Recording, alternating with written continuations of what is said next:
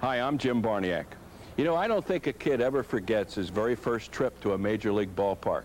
For me, it began around the corner there on Spangler Street. Then we'd walk up here on Clearfield, past St. James the Less Church, and there used to be a dog pound over there. We'd walk clear on down to 21st, take a right to Lehigh, and there stood Connie Mack Stadium. Remember that first game, the Philadelphia A's and the Detroit Tigers? Well, on this edition of Sports Scrapbook, you'll be meeting Dr. Bruce Kucklick. He's a history professor, a baseball buff, and an author. He's going to tell us the story of that old ballpark and what it meant to this neighborhood.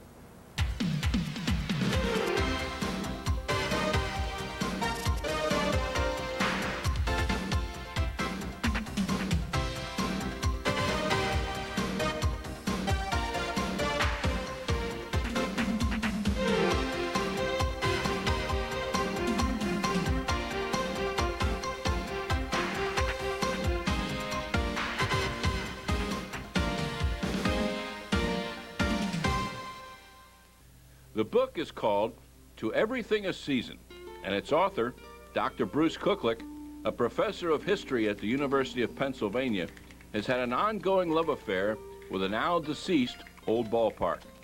The story of Shibe Park begins with its construction in 1909. Well, let's go back to 1909. Why the need for a ballpark? Well, first of all, baseball was becoming immensely popular. Not only in Philadelphia, but all over the United States. And the guys who owned the franchises needed larger stadium in which to put all the people who wanted to come to games. In addition to that, there was a safety factor. Because there were so many people, the old wooden ballparks were really very dangerous. They were in danger of fire, they were in danger of collapsing. In fact, there were a flurry of ballpark fires preceding the building of Shibe Park. So there was a real need to build something that was bigger and also better in terms of safety.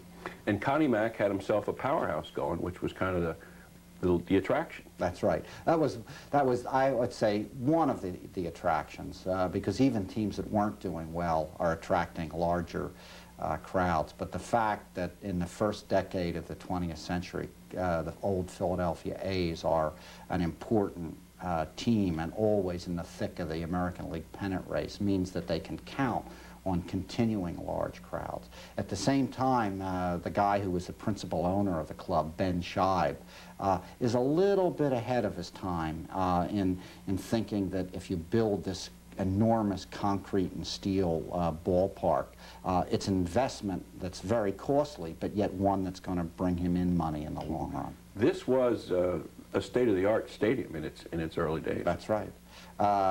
What they used, what was then a new technology, reinforced concrete that is buoyed up by steel rods and is poured. I mean, it's the same stuff that's used today. And in fact, if you go out to that ballpark site today, you will still find in the ground pieces of this concrete and steel. It does last forever, and it takes dynamite to blow it apart. Well, tell me what this grand edifice is now starting to do for the surrounding neighborhood. Well, one of the interesting stories I dug up is that this part of North Philly was, up until 1909, not developed at all. And the main reason for that is that the old Philadelphia Municipal Hospital is located there, right across the street from where the ballpark stood. It's called the Smallpox Hospital, and this place had a terrible reputation. I managed to find one old guy who was an inmate there, and he escaped. He said the worst thing that you could do was to stay there, because then you were sure to die. If you got out, you had a chance of surviving. So the land around it was undervalued. Shibe finds out that the city is going to tear down the building and the hospital buildings. And what he managed to do was to buy up the land around it very cheaply, erects the ballpark, and then the hospital comes down, and immediately that whole area in North Philly begins to develop. It's not until after the ballpark comes. It leads the way in developing the area for residential housing. And of course, Shibe benefited, the A's benefited, because the value of their property went up right away. So is it what, a middle-class neighborhood, an upper middle class? A lot of ethnic groups? This is what historians call a white working class neighborhood, which is multi-ethnic. That is, everybody and his grandmother lived there. It was dominated by the Irish, but there was a significant Italian community there. And then there was a kind of slightly higher class of German and Irish American Protestants. But the dominant ethnicity is Irish. So it was kind of a neat place to be from and live. Oh, terrific. Certainly if you talk to people who live there, they have a lot of fond memories of it, and all remember it as a very vital, vibrant neighborhood that was kind of defined by its proximity to the ballpark. The people took an awful lot of pride in being in a neighborhood where they were cheek by jowl with Major League ball players. Mm-hmm. Can we pinpoint then what would be called the heyday of Shive Park, then Connie Mack Stadium? Well, I'd say its heyday was from when it opened in 1909 up through 1950 when Bob Carpenter's Phillies won the pennant. Most of that heyday is dominated by the great teams of the Philadelphia Athletics. From 1910 to 1914, they had an extraordinary dynasty, which is still regarded as one of the great teams in Major League history. It included what was then called the $100,000 infield. Today, I'd say it'd probably be the $1 billion infield. And a terrific pitching staff led by Eddie Plank and Chief Bender. They won 4 pennants and 3 world championships over a 5-year period. Then the A's went into a big slump, and Connie Mack again produced this even greater dynasty, the Philadelphia Athletics of 1929 to 31. And for my money, the 29 A's are the best team that ever played. This was a team that was losing 8-0 in the 4th game of the 29 World Series and came back and got 10 runs, got 10 runs in 1 inning to defeat the Chicago Cubs. And then they won the next and final game in that series with 2 outs in the 9th inning. This was a spectacular ball club with Mickey Cochran catching, Lefty Grove as the chief but not the only pitcher, Jimmy Fox, Al Simmons, and a lot of really solid, good ball players. The A's go into a decline again. The Phillies come there as a very bad team in 38. And in the late 1940s and 50, the Phillies have the Whiz Kids, which I think represents the last really terrific team to play in the park. Mm-hmm. Who are these roof dwellers, and how did they change the look of the old park? We'll find out right after this. This is the intersection of 20th Street and Lehigh Avenue today. Once, because of the proximity to the right field wall at Shive Park, it had become something of a city within a city.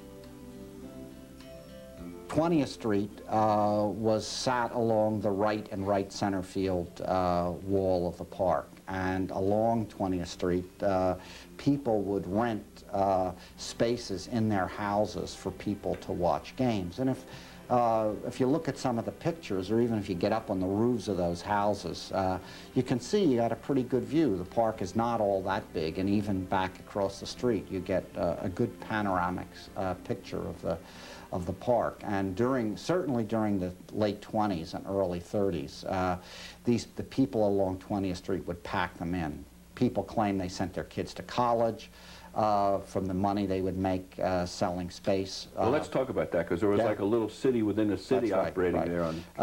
Well, they had a block committee which would fix prices, which would pay off the city to allow them to erect grandstands on the roof. They built these grandstands with stairways down to the street.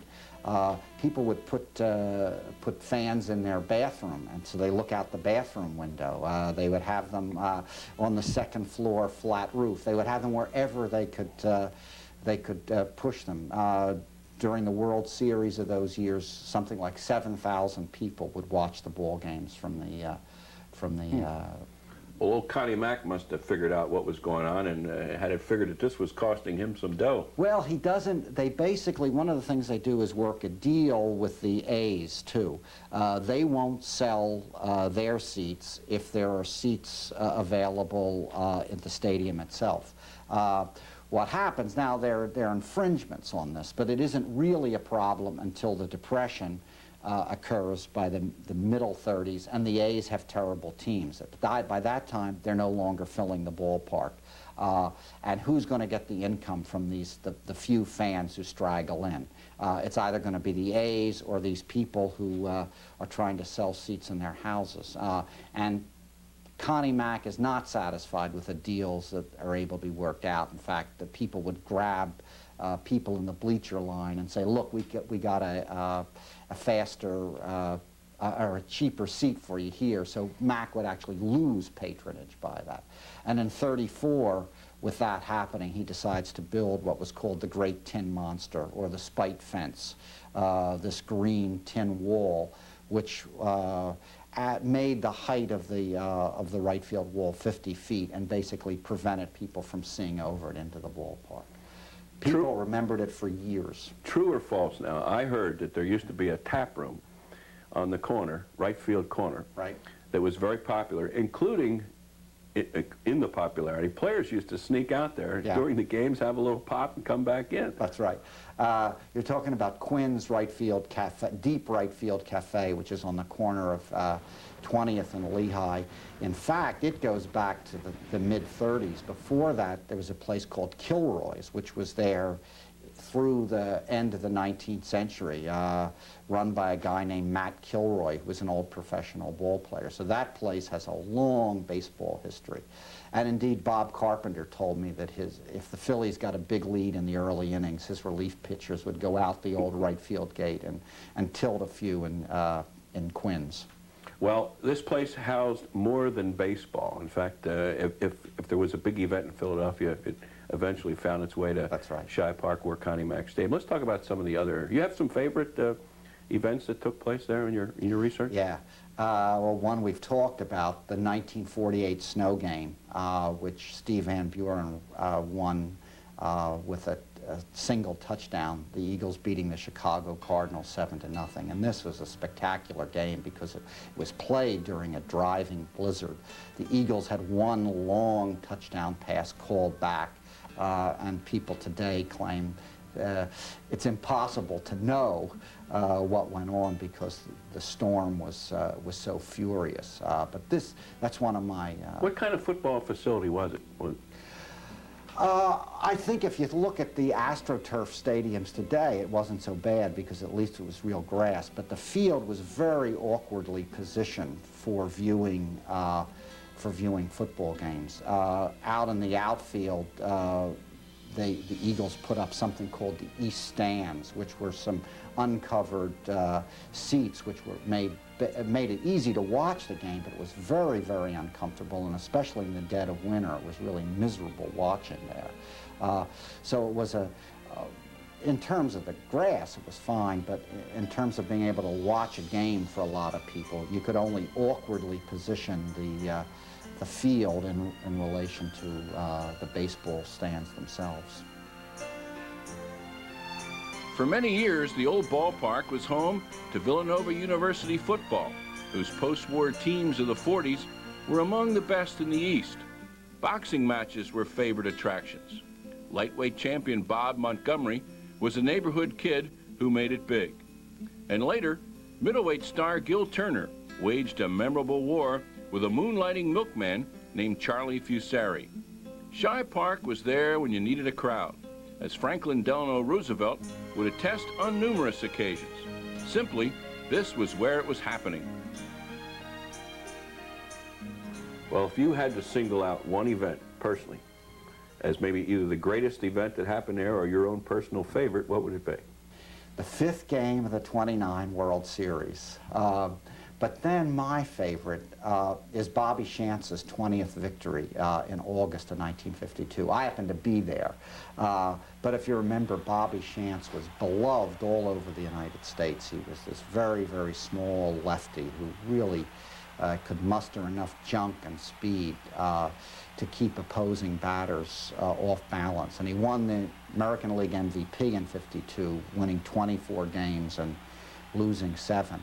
Got his 20th victory in Shibe Park in '52, and this meant an awful lot to Philadelphians, especially A's fans, to see this little guy performing in such an extraordinary way. That's your favorite? For a human moment, that's my favorite. Is there a time, say somewhere in the 50s, where you can kind of pinpoint where this whole thing started to turn around a little bit? Somewhere in the 50s. And the problem, and this is one of the really interesting things about doing this, is not Philadelphia or sports or anything like that, but kind of enormous changes that are taking place across the whole country. Philadelphia, as well as a lot of other East Coast cities, is losing population and business to cities in the South and West. This is something that's been going on slowly for 20 years, but it really accelerates in the 1950s. In fact, some of the problem is international because the United States is facing business competition from Germany and Japan. And all of these things means that neighborhoods like Shibe, the one around Shibe Park, all over the United States are deteriorating. As working class people are leaving for jobs which exist maybe in other cities, maybe in the suburbs around Philadelphia, if they still exist in Philadelphia at all. And that change has an impact on the park. I mean, the park gets to be run down, the neighborhood around it gets to be run down. And this, as I said, this is something that's happening all over eastern parts of the United States. Well, which came first in this instance? Did the neighborhood start to go, or did the ballpark start to become inefficient? Well, although this is about a lot of things, it also is about the ballpark. And one of the things that happens is that the A's leave the city in 1954, and by the mid-late 50s, the Phillies are a disgrace of a team. So that the neighborhood is declining, but also the teams are declining too. And by that time, Bob Carpenter, who loved the sport, but who cared absolutely nothing about the facilities or the neighborhood, begins to look for another place to house his team. And because of that, he basically allows the park itself to deteriorate. But this is happening at the same time as all sorts of things are falling apart in this area of the city. Well, if memory serves me correctly, there got to be a lot of racial tension in that area. In fact, the early 60s, some severe race riots, and that certainly had to have a big effect on the ballpark. I would say the final blow, which portends the end of this stadium, is the angry part of the civil rights movement in the 1960s. The area had basically been divided about Lehigh Avenue by the constellation of railroad tracks between a white working class neighborhood and a black neighborhood in lower North Philly. As the whites start to move out, the blacks start to move in, and this move is made nasty by all of the things that are going on in the 60s. So by the mid-late 60s, this is not only a deteriorating neighborhood, but it's also a neighborhood which is racked by racial tension, so that people going to the park are not safe and don't feel very safe. They're going to see a lousy team playing. The Phillies, I think, in '61 lose 23 straight games. They're going to a ballpark itself which is in bad physical shape. And you have a whole constellation of things which just mean there's going to be a new ballpark. And people, you know, all the Phillies rooters and the Phillies management all look upon the move as something which is going to bolster the team itself in some way, as we know it did by the mid-1970s. Park is closed in 1970 for the Phillies. There's a fire there in '71. In '76, at which time the Phillies are at the Vet, the ballpark is demolished, and it remained an empty site for 15 years. Right now, there's an enormous evangelical church going up on that site. While the neighborhood smoldered amid racial strife, ironically, a black man emerged as the old Ball Yard's final marquee attraction. We'll be right back after this.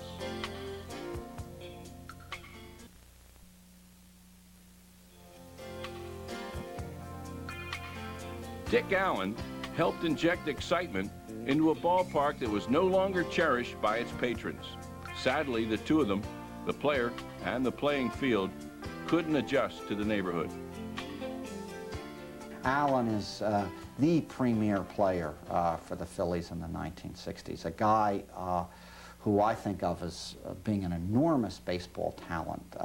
He was hated, I think, by white fans in Philadelphia. He symbolized kind of all the uppityness that whites attributed to blacks in the 60s.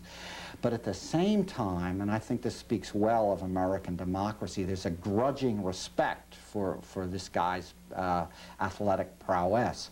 And Allen himself is never able, I think, to put together these two things, the fact that people do have a respect for him and yet also don't like him for whatever reasons. And I think that contributes very much to the troubled history he had in Philadelphia throughout the 1960s. Of course, his stories are legendary. He hit the longest balls that people had seen since Jimmy Fox's days or whatever. That's right.